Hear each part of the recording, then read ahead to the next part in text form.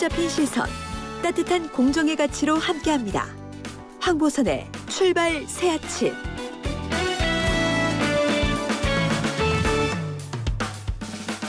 네, 황보선의 출발 새 아침 2부 시작합니다. 발표 전까지는 믿지 말라. 국민의힘 윤석열 대선 후보가 어제 이 선대위 인선 관련해서 기자들 질문 쏟아지니까 이렇게 답을 했죠. 누가 들어간다, 누가 유력하다, 언론에 많은 이름들 거론되고 있는 상황인데 과연 언제 결과가 나올까요? 또 윤 후보의 부인 김건희 씨에 대한 민주당의 공세 거세지는 상황이죠. 이 현안들에 대한 윤석열 후보 측의 입장 들어보겠습니다. 김병민 국민의힘 선대위 대변인 직접 스튜디오에 자리하셨습니다. 어서 오십시오. 네, 안녕하세요. 예, 저번에 전화 인터뷰 하셨는데 스튜디오 나오신다고 약속하신 거 지키셨네요? 네, 지난주에 약속하고 오늘 바로 나왔습니다. 예, 감사합니다. 바쁘신데 나와주셔서. 내년 3월 9일 대통령 선거 이제 112일 남았는데 자, 국민의힘 선대위 출범 이준석 대표가 이렇게 콕 집어 얘기했던 모레 20일 이건 좀 힘들어 보이네요. 예, 출범이? 예. 초창기 선대위 출범을 두고 예. 윤석열 후보에게 이제 많은 기자들이 물었고요. 네. 11월 이달 내에는 할 수 있도록 최선을 다하겠다 이렇게 언급한 바가 있습니다. 예, 윤 후보께서 그렇게 말씀하셨었고 예. 이준석 대표는 20일로 얘기했었고 이준석 대표 입장에서는 조금 더 앞당기고 예. 선대위 출범에 속도를 내겠다 이런 의지를 밝혔던 것 같은데요. 예. 어제 저희 윤석열 후보 측에서 이제 입장을 내고 예. 다음 주 중반 정도에는 최종적으로 인선을 다 마무리될 1차 인선 결과를 어느 정도 예. 발표할 수 있도록 하겠다고 공지를 한 만큼 예. 이제 마지막 작업에 좀 속도를 내고 있다 이렇게 봐주셔도 좋을 것 예. 같습니다. 다음 주 중반이면 11월 24일 정도, 수요일 정도, 한 25일 정도. 예. 그렇군요. 그러면은 이렇게 질문을 이렇게 드리는 게 좀 그런데 예. 선대위 구성 인선 작업 지금 뭐 어느 단계까지 와 있다. 뭐 능선으로 얘기해도 괜찮고요. 이렇게. 선대위라는 게 전체적인 예. 조직 구상을 예. 어느 정도 구성을 하고 예. 그다음은 거기에 적합한 사람들을 만나서 인선 절차를 갖는 과정 아니겠습니까? 예. 윤석열 후보의 최근 일정을 보면 비공개 일정들이 좀 많습니다. 네네. 비공개 일정이라는 건 그만큼 광폭 행보로 많은 사람들을 접촉하고 만나고 있다는 얘기가 네네. 아닐까 싶은데요. 그렇죠. 예. 예, 그렇게 어느 정도 진전이 된 모습들이 상당히 있는 것 같고요. 예. 지금 뭐 김종인 전 예, 위원장과의 이 만남이라든지 여러 얘기들도 예. 쭉 이어져 나오고 있는데 많은 의견의 접점들이 좀 찾아나가고 있지 않는가 싶어서 예. 아마 주말 사이가 지나고 나면 정말 국민들이 원하는 선거대책위원회의 좋은 모습에 대한 퍼즐 조각들이 거의 완성 단계에 있지 않을까 이렇게 조심스럽게 생각해 봅니다. 그렇군요. 방금 말씀하신 것처럼 이제 비공개 그 만남 행보 이것 때문에 윤석열 후보가 바쁘신데 어제 말씀하신 것 중에 이제 김종인 전 위원장 이 만남도 사실은 이제 비공개로 당연히 이루어졌고요. 근데 거기에 대해서 뭐 양쪽 얘기가 좀 달랐습니다. 이게 이제 윤석열 후보께서는 만나셨다. 그런데 김 전 위원장은 만난 적 없다 이렇게 얘기했지 않습니까? 네. 만난 게 맞는데 사실은 팩트가. 오후에 예. 이 비공개로 만남을 예. 가졌고요. 예. 사실 이렇게 그 선대위 출범을 앞두고 있는 만남이라 외부로 공개가 되면 또 예. 여러 가지 말들이 또 많이 예. 나올 수밖에 없기 때문에 조용히 진행이 됩니다. 예. 제가 김종인 전 비상대책위원장 시절 이제 비대위원을 지내면서 같이 예. 가까이 있지 않았습니까? 예. 누구를 만났습니까라고 물으면 아니야라고 대답하는 경우들이 예. 종종 있습니다. 왜냐하면 이 만남이라는 건 상대가 있는 건데 예. 여기 대해서 다른 한쪽에서 최종적으로 확인이 되지 않는 내용을 일방적으로 얘기를 잘 안 하는 화법을 김종인 위원장께서 구사하기 때문에 예. 거기에 대해서 최종적으로 확정적인 내용들이 나오기 전에는 아무래도 내용을 예. 조금 적정 수준에서 조정하는 예. 그런 메시지를 낸 것이 아닌가 싶고요. 예. 만남 과정에서 조직, 예. 구성, 예. 인선 뭐 등에 대한 여러 가지 의견들을 잘 교환한 것으로 알려져 있고요. 예. 또 김종인 위원장께서 생각하고 있는 이번 대통령 선거의 시대 정신과 주요 정책의 방향들이 있지 않겠습니까? 예. 이런 내용을 잘 뒷받침할 수 있는 새로운 조직의 필요성에 대해서도 또 윤석열 후보도 예. 또 공감하고 있는 측면들이 있다고 어제 얘기를 한 바 있습니다. 새로운 조직이요. 새로운 조직. 예. 자, 제가 방금도 이 두 분의 그 비밀 회동 얘기한 거가 이제 물론 기자들은 그렇게 뭐 만나지 않았다 얘기를 하더라도 아마 그냥 알아듣지 않습니까? 근데 이제 네. 나중엔 결국은 만난 걸로 나오지만은 근데 어제 일부 언론에서는 뭐 단독까지 달고 이런 얘기까지 했어요. 안 본 걸로 하겠다. 사실 뭐 윤석열 선대위 인사는 뭐 엎었다는 표현까지 썼어요. 그런 상황은 아닌 거죠? 예. 제가 조금 전에 말씀드렸던 예. 것처럼 예. 여러 갈래의 의견들을 쭉 교환하고 예. 또 가장 의미 있는 선대위의 최종적인 안을 만들기 위해서 그런 내용들을 서로 허심탄회하게 교환하는 과정이 아니었을까 이런 생각을 갖고 있습니다. 예. 그리고 그 최종적인 만남의 의미가 있다 이렇게 보게 됐을 경우에는 네. 결과물을 가지고 만약 김종인 위원장이 아직까지는 모든 것들이 가정 아니겠습니까? 예. 예. 윤석열 후보가 이 기자들의 질문에 항상 이런 얘기를 하거든요. 인사는 예. 마지막 순간 나올 때까지 그 전에 나오고 있는 얘기는 아무것도 아니다. 믿지 마라. 그러니까 최종적인 결과물이 나와야 되는데 예. 그 전에 누군가를 만났다 이런 얘기들이 나오는 것 자체가 큰 의미가 없다는 얘기일 것이고 예. 최종적인 선대위에 대한 결과물이 나오게 됐을 때 그제서야 같이 함께 참여했던 사람들이 한 마디 두 마디씩 얘기를 할 수 있지 않을까 싶습니다. 예. 서로 말을 아끼는 거죠. 예, 예. 그 김병준 전 비대위원장 얘기도 계속해서 흘러나오고 있고요. 어떻습니까? 그 이분 합류하시는 거는 뭐 한다 안 한다까지 얘기 나왔었는데 지금은 거의 어느 정도 어떤 뭐 역할까지 맡을 것인도 이제 좀 구체화되고 있는 상황 아닙니까? 언론의 보도를 보면 예, 예. 굉장히 구체적으로들 얘기를 하더라고요. 예, 네. 대한민국 이 기자님들의 취재 실력이 정말 좋습니다. 근데 예. 결과적으로 핵심적인 의사결정을 갖고 있는 사람의 취재보다는 예. 여러 관계자들의 전원을 통해서 이제 취재가 되다 보니까 그 내용들이 꼭 맞아떨어지지 않는 경우들도 상당하죠. 예.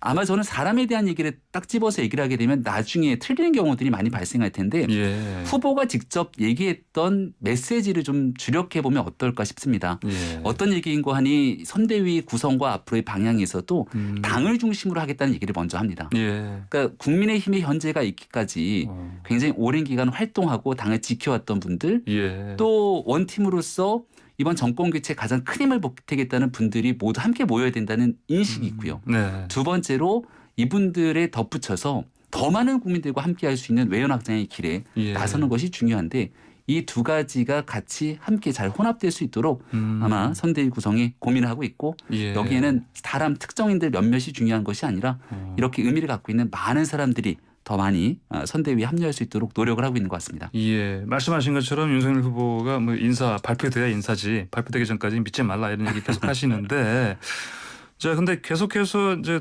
윤석열 후보가 만나시는 분들 뭐 임태희 전 뭐 청와대 비서실장, 나경원 전 의원, 김한길 또 전 민주당 대표 여러 분이 나왔는데 예. 특히 그 김한길 전 대표 같은 경우는요 이준석 대표가 좀 부정적인 입장을 나타냈다. 역시 말씀하신 것처럼 기자들이 이렇게 기사를 쓰기도 하는데 이분 영입은 어느 정도 이렇게 확정이 됐다 볼 수 있나요? 저도 개별 인사에 대한 예. 영입의 추진 현황이라든지 네. 그리고 어느 정도까지 만남이 진행됐는지는 말 그대로 윤석열 후보를 예. 제외하고 예. 아는 사람들이 많지는 않을 거라고 생각합니다. 예. 내밀하게 서로 이제 만남을 통해서 어느 정도의 의미를 전달했는지는 추후에 인선이 되면 확인이 가능하겠습니다만 예. 저는 최근에 일련에 진행되고 있는 상황을 보면 우리가 과거 2012년 대통령 선거도 그렇고 예. 지난 2017년 대선에 왔던 2016년 총선이 있었는데 예.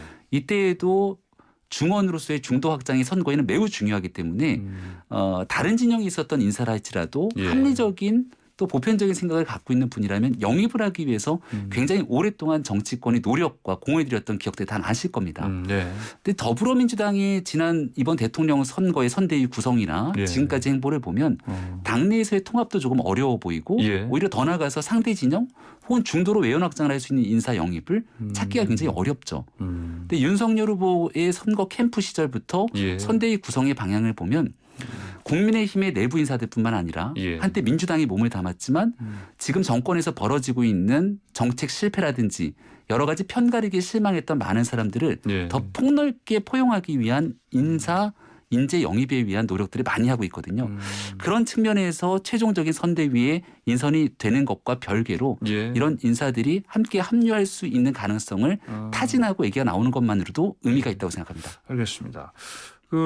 그렇다면 이제 김현민 대변인께서 제가 이런 질문 드리면 네. 답을 좀 하시기 좀 어렵겠지만 말씀 주십시오. 괜찮습니다. 지금 이거 방송 듣고 있을 기자들한테 네. 하나 선물로 지금 철통부안으로 지키고 있을 뭐 깜짝 인선 같은 거 아니면 하나만 딱 이런 게 나가면 이제 있을 수 있겠네요. 제 자리가 없어질 것 같아서. 그렇습니까? 예.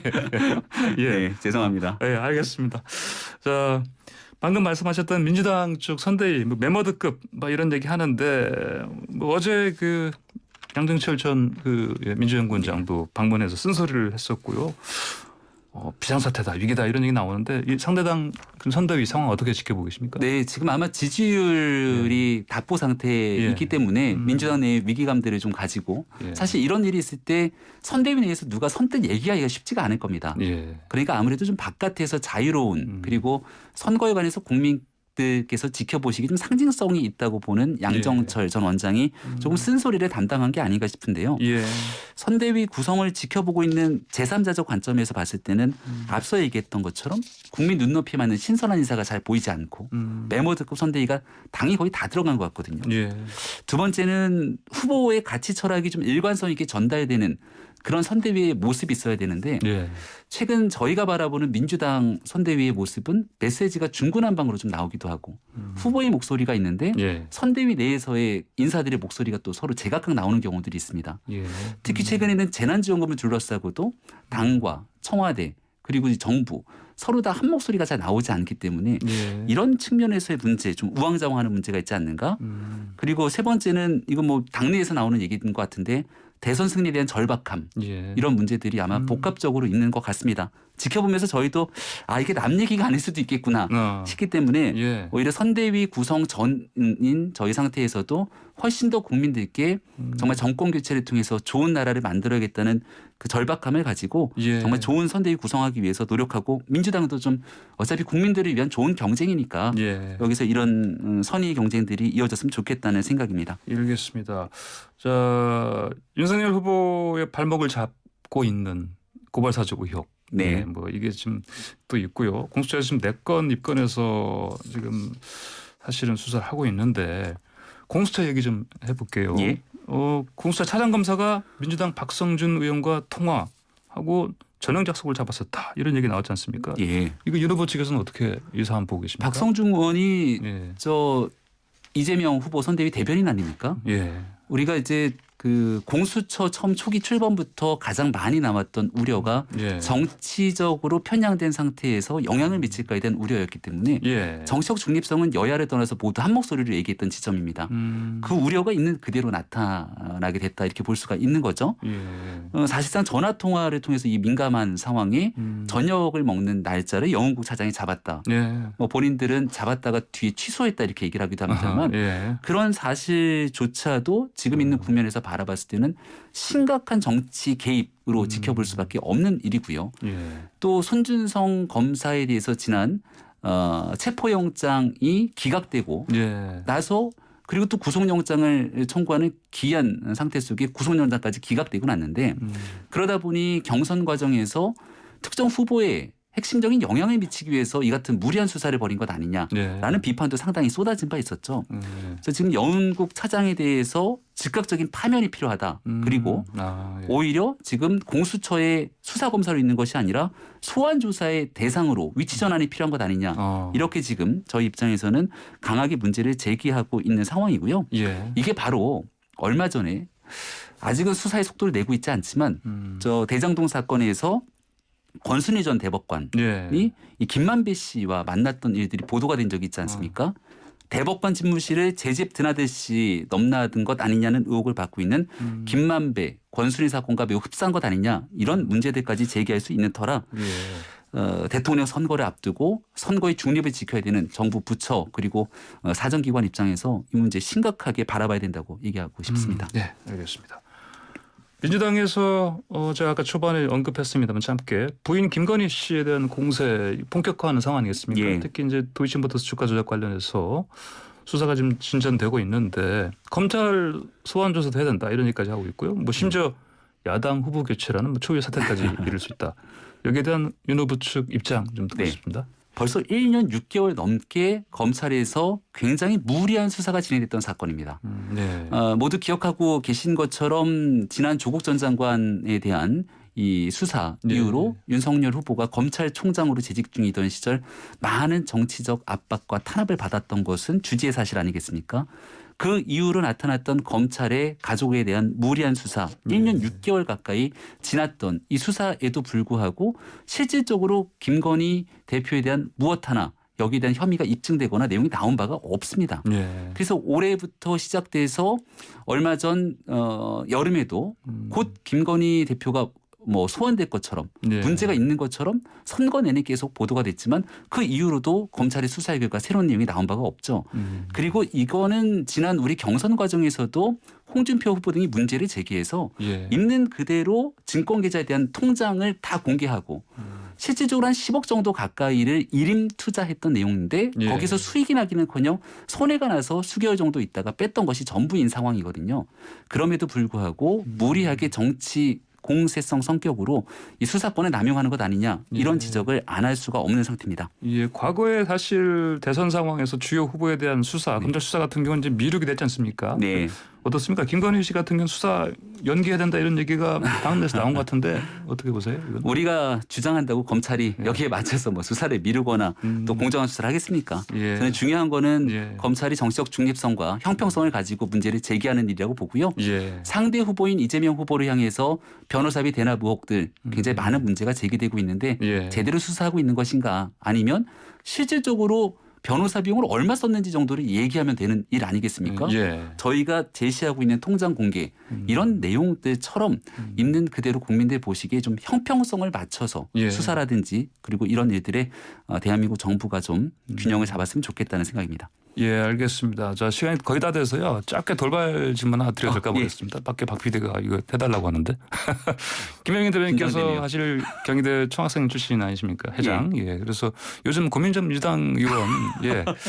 그 경희대 국제 캠퍼스 논란 때문에 네. 곤혹 치르고 있는데 어떻게 뭐 하실 제가 경희대학교 총학생회장으로 있었던 2007년도에 예. 이름이 국제 캠퍼스로 바뀌었습니다. 예, 예. 그때 이름을 바꾸느라고 굉장히 많은 여러 가지 사회적 합의를 학교 내 예. 합의를 거치기도 했는데요. 예. 이게 정치인의 발언이 누군가에게 상처가 돼서는 안 되거든요. 예. 그리고 경희대학교는 본분교 논란이 아니라 이게 학과가 다른 학과들이 경희대학교 예. 서울과 예. 또 이 수원에 같이 연결돼 있기 때문에 애당초부터 그런 방식으로 언급을 해서 국제 캠퍼스에 재학 중인 학생들에게 피해를 줘서는 안 된다는 생각을 갖고 있고요. 예. 고민정 의원의 뜻이 또 그런 예. 뜻이 아니었을 거라 믿고 예. 정치인이 누군가에게 좀 불편함을 줬으면 좀 진솔하게 사과하고 학교도 찾아가서 같이 위로하는 모습을 보였으면 좋겠다는 생각입니다. 알겠습니다. 오늘 말씀 여기까지 듣겠습니다. 감사합니다. 예, 고맙습니다. 네, 지금까지 국민의힘 선대위 김병민 대변인이었습니다.